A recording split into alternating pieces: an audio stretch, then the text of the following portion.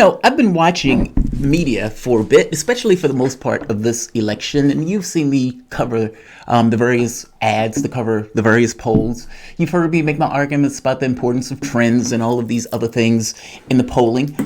For the longest time, the mainstream media, for the most part, pretended as if Sanders was not standing there. They would show all of these other polling, they would talk about all these people and everything else, but ultimately they acted as if Sanders was just a nuisance.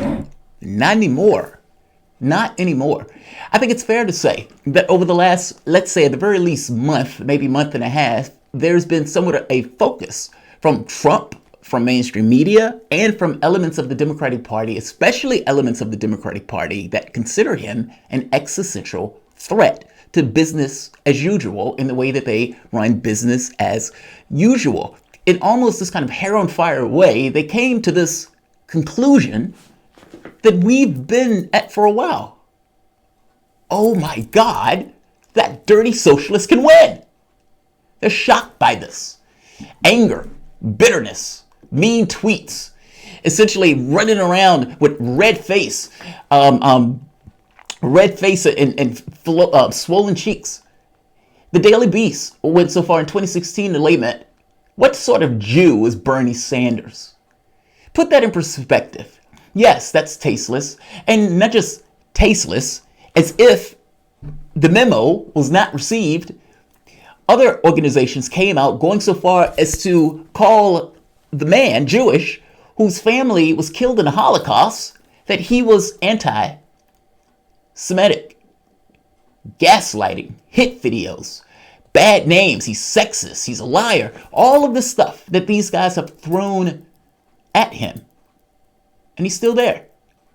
Club for American Growth comes out and says even his age is radical. Think about that. Even his age is radical. Or the new ad that was released today with actors, because that's what they are, authentic actors.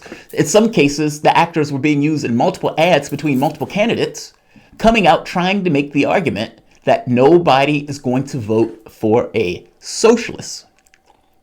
Here's the thing. This is not something Sanders has ever ran from. He tells you he's a democratic socialist. He did a whole goddamn speech on being a democratic socialist. And again, he even tells you how much his plans are going to cost. He's not hiding the ball. He's not running away from it. He tells you exactly what he's thinking, agree with him or not. At the very least, people trust him because he does that. He's not hiding the ball. Also, it needs to be understood that the very act of putting money into an ad saying that the guy is not electable gets across that at the very least you believe he's electable, because otherwise you're not going to throw money down the toilet for something that you don't feel you need to do. Meaning, it's a dialectic. The very act of creating an ad to tell me that Bernie Sanders is not electable gets across that he is indeed electable, and that ad is trying to stop him from getting elected. I watch all of this. All of this consternation, all of these puckered ass cheeks. I watch all of this with a certain degree of glee, a warm heart. It's a deep, deep and abiding satisfaction that I watch these people freak out and coming to this very particular conclusion. Why? Explain to me. Why is it so difficult for them to lay a glove on Sanders in this front? Is Bernie Sanders invincible? Is Sanders, yes, he could be taken down by a heart attack, but even with the heart attack, he bolted out of the grave and went, running like a bat out of hell, surging in the polls even after the heart attack. Why so ham-fisted? Why is it so difficult for them to lay a glove on Sanders? Is he impervious to political and frontal assaults? What is it about him? Or what is it about them that make it difficult to lay a glove on Sanders in this way? Is Bernie Sanders invincible? Welcome to the Soapbox.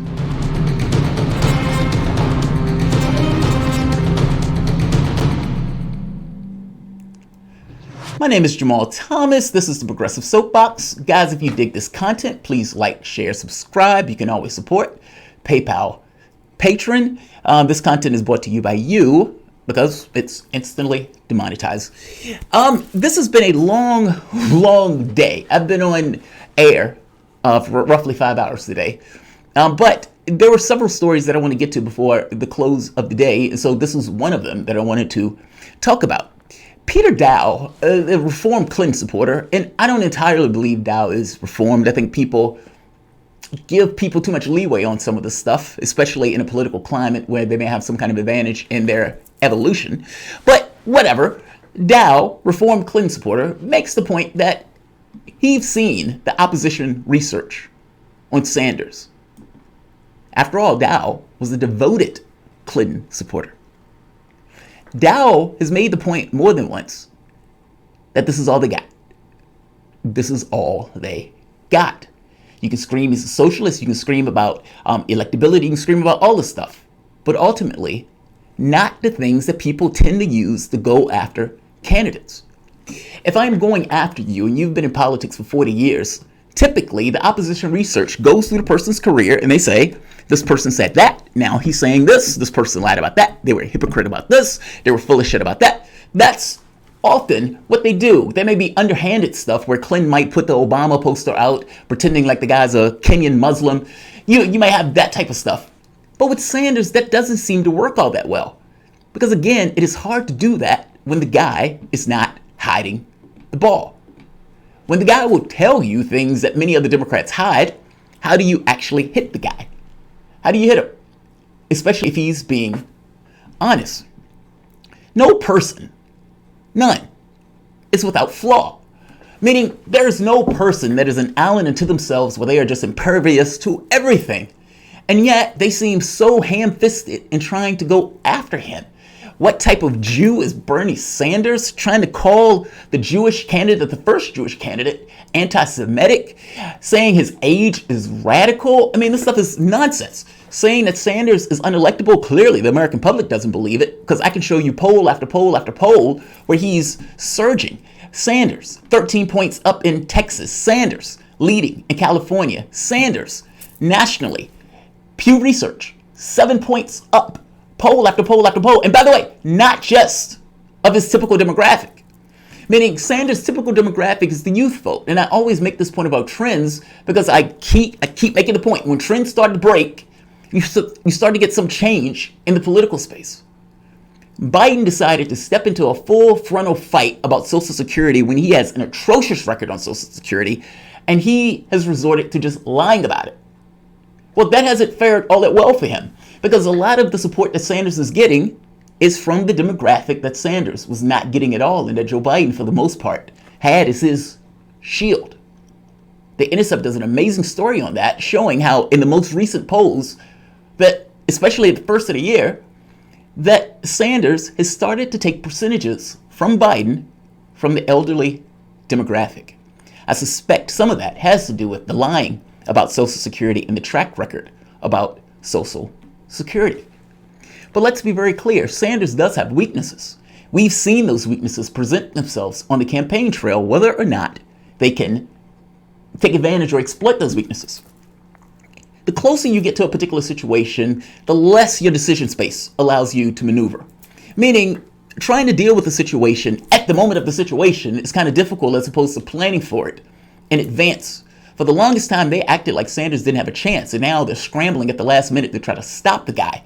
Nancy Pelosi and Chuck Schumer, coming together with Buttigieg and a bunch of other lobbyists to figure out how to stop Sanders. The articles that have been coming out with them trying to stop Sanders. There were multiple, maybe 5 or 6 different articles that was coming out in the various publications on Democrats freaking out about how to stop Sanders. But this is the rub. Sanders' weaknesses boil down to ideology.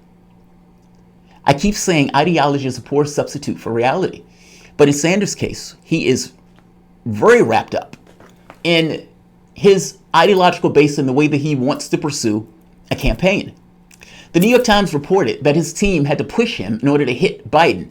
Biden is the front runner. The trend has shown Biden being the front runner for the majority of this particular race. There is no reason at all in a political contest where you're trying to create contrast between who he is versus who you are, especially if he's lying about something, or especially if you believe that you're the better person to go against Trump. Your team should not have to push you to throw a punch in this particular case. And yet, they do. The only reason that Sanders threw the punch at Joe Biden with Social Security and leaned into that issue is because Joe Biden made that hit video on Sanders. If it wasn't for Joe Biden leaning into that issue, being a bit terrified of the potential damage that could be done with that issue, Sanders potentially would have never gone after him whole hog in the way that he went after him. That, whatever you want to call it, is a weakness. I hope you understand what I mean. This is a political contest. You, whether you want to or not, have to create contrasts. Even if you want to create contrasts within your own rule set, meaning everything I talk about has to be real, has to be legit. I'm not going to make stuff up. I'm not going to talk about things that's not dealing with policy. I'm going to run politics in a particular way. Great. But you still shouldn't apologize if one of your subordinates put out an article saying Joe Biden has a corruption problem when everything in the article is true. But he couldn't allow himself to let that go. Instead, he put a knife in his own person. That is a weakness, and is a weakness that is exploitable. Warren had been taking advantage of Sanders on this front. Warren ran this race pretending for all intents and purposes to be Sanders with a vagina and 10 years his junior. She has flagrantly aped him. She screamed about being supportive of Medicare for all when, if you listen to her campaign speeches, it was clear she was not. Every plan that he put out, she came out with some lesser version of the plan. Essentially, I'm a cuddlier version of Sanders that believe in capitalism, that works with the Democratic Party. That's effectively her sales pitch. The only person who has the ability to poke holes in that is Sanders. The person who was not poking holes in that is Sanders. Meaning he refused to create contrast even when the person who was running a campaign that was entirely dependent upon him not making that contrast, he still couldn't bring himself to do it. Warren collapsed only because Warren was found to be full of it. If you remember, Warren effectively said, I'm with Bernie on Medicare for all. Wasn't true at all. And when it came, she had to put up or shut up. And when she put out her plan and it basically was just a public option, she started losing support when the public realized she was fundamentally dishonest. Not for anything Sanders did. Sanders was just consistent. If Warren had better political instincts and just said, yes, I'm for Medicare for all, and figured the shit out later, she would have been far better served as opposed to what she ended up doing. But again, that's not a factor of Sanders. That was Warren's own incompetence. I hope you understand what I mean. In multiple ways, certain weaknesses of Sanders along this notion of ideology and his ability to have a killer instinct, or for that matter, even versatility, weren't things that he could get on board with in order to deal with various threats that were in a political campaign, either with Warren or with Biden. And it's just so happened that both people made mistakes when he himself stayed consistent. To be fair, this does go both ways. I mean, ideology is not just a weakness in this case, it's also a strength. Meaning, if I look back over 40 years and I can see Sanders saying somewhat of the same thing, he comes across as honest and authentic. Him not attacking people to some degree, again, comes across as if he's above politics. You can make a pretty decent argument that the way he does politics is his brand. And that brand benefits him as he goes about his way. But again, ideology is a poor substitute for reality. And in every situation, you can't necessarily expect your opponents to entirely just mess up. There are times where it demands a certain degree of versatility where you need to be able to throw a punch or to do politics in a way that goes beyond just policy. I hope you understand what I mean. It is fair to say, though, if something can't be exploited, is it a weakness after all? If you can't hit me on my left, is it really a weakness if the first hit on my left, I'm going to fall apart? I hope you understand what I mean by this. Many of the attacks that we've been seeing leveled at Sanders have not landed. In one part, they haven't landed because, again, he comes across as being authentic and above politics and those type of things. And it also comes across as ham-fisted because it's at the last minute with them trying to put something together to try to stop the guy when the momentum that he's been building up, for the most part, has been taking place over months. He's been stable, he's been consistent, he's been inching up. And only now, as we're about to hit Iowa, I think it's in 4 days, he's hit his stride and he's spiked. And now they're trying to stop him. When before, they didn't even act as if he had a chance. They believe he has a chance now. And now they're putting out $1 million ads meaning a super PAC that Joe Biden, that's backing Joe Biden, has put an additional $1 million in ads. The Jewish Majority PAC, whatever that PAC is called, it's an Israel lobby PAC that works in coordination with the Democratic Party to some degree. At the very least, you have members of that PAC who are put on the platform by Tom Perez. My point is, they are now trying to stop him. And up to this point, it has not been finding success. And even when they do put ads out to try to attack him, the ad that they put out today ends up raising $1.3 million for Sanders over the course of like a couple of days. It bounced back. Is Sanders invincible? And again, part of this is credibility, meaning the person who's throwing the punch, you have to believe that there's some legitimacy to the person being able to actually throw the punch. The answer is no, Sanders is not invincible. They have just been massively discredited, and he's run this campaign in a way where he's been earnest, authentic, and relatively honest. And whether you like him or dislike him, at the very least, you come away thinking, I don't agree with him on this, but I think he's more honest than some of the other ones. It sounds strange, but the reason it's difficult to attack Sanders is because the typical way of politics just doesn't work here. You can look back over his track record, but he's not a hypocrite in the sense. You could try to pick out things that he said or the amount that something might cost, but he tells you those things in advance. Again, the issue with Sanders is part and part ideology.